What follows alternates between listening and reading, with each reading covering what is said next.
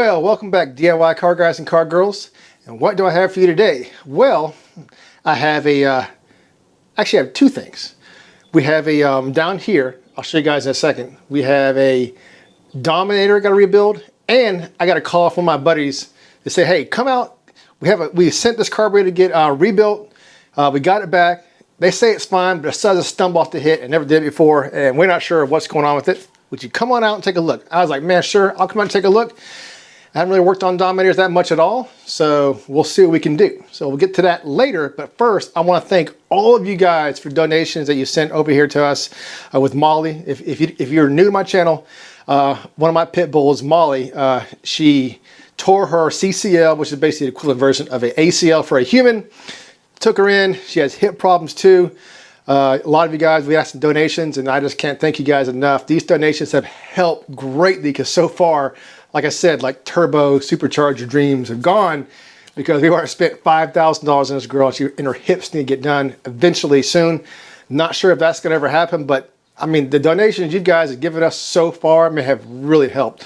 I still need to do a couple of things with the truck that I would not have been able to do without you guys, because like I said, that's a pretty expensive surgery so far, and we got a long way to go. But let me show you guys how she's doing. Just a little update for you guys who love, your little dogs and as much as I do. So let's go outside real quick. I'll show you what condition she's in, and this is 1 month, and she's doing really good, and I'm just very happy to see her being a dog again. So let's get to that real quick. All right. So before we get into car stuff, I want to give you guys a little Molly girl update. This is 1 month. So let's go show them how you're walking, girl. Come on. Let me get this out of here. She's the crazy one. So come on, girl. Calm down. Now the whole trick that I've noticed when they start to get better is keeping them calm. It's 1 month, but it's going to take about 3 months for that bone to heal. And when they had the TPLO surgery, it's the bone that needs to heal, so that way they don't re-injure anything else in there or shatter it or whatnot. So I'm going really easy with her. Come on, baby girl, and you got to keep them calm. Easier said than done, but it's like watching a child constantly.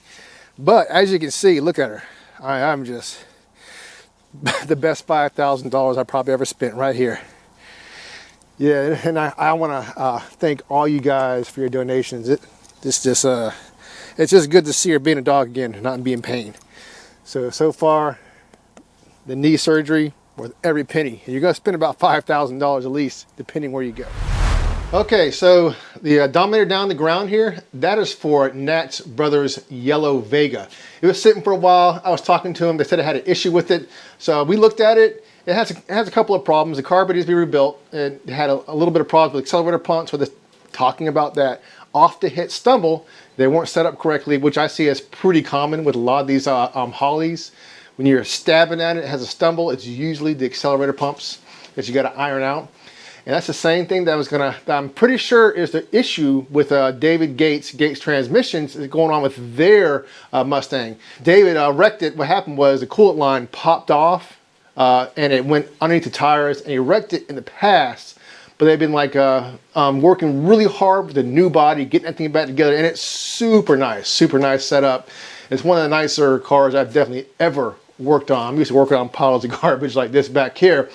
So we're going to go out to that next, and I'll show you guys what I found, and it was the accelerator pump. I brought the wideband out there. I didn't end up putting it on because little David and David Sr., they're out on the road, and I personally didn't want to drive the car around stabbing at it without them there, because there's a lot going on with that car, and I didn't want to have some bad startup procedure or whatever. So I just kind of left the car right there and did my best to see what I could find with it. So let's go ahead and check that out next. Like I said, very nice car. Woo, baby. So it's basically a Dominator. I was here for 5 seconds and already looked over it. But I'm pretty sure I know what the problem is. They say they're having a stumble off the hit. But if you look right here on the accelerator pump cam, there is no screw in it, and I can jiggle the cam with my fingers.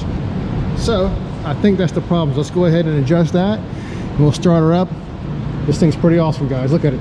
Woo. Badass.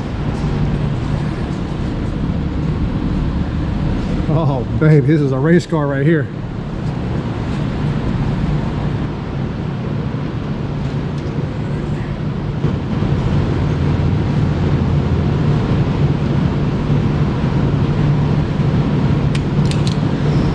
Remember those TV repairmen? They come and they put like a 50-cent piece in, and they'll be like, that'll be $200.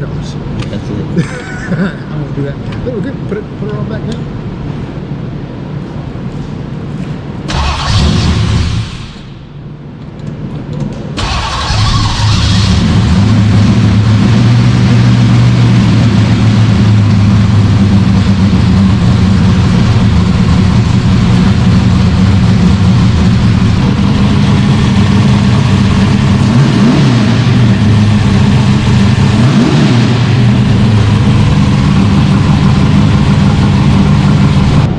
Okay, so it seemed a little rough, so I pulled the plugs, as you can see.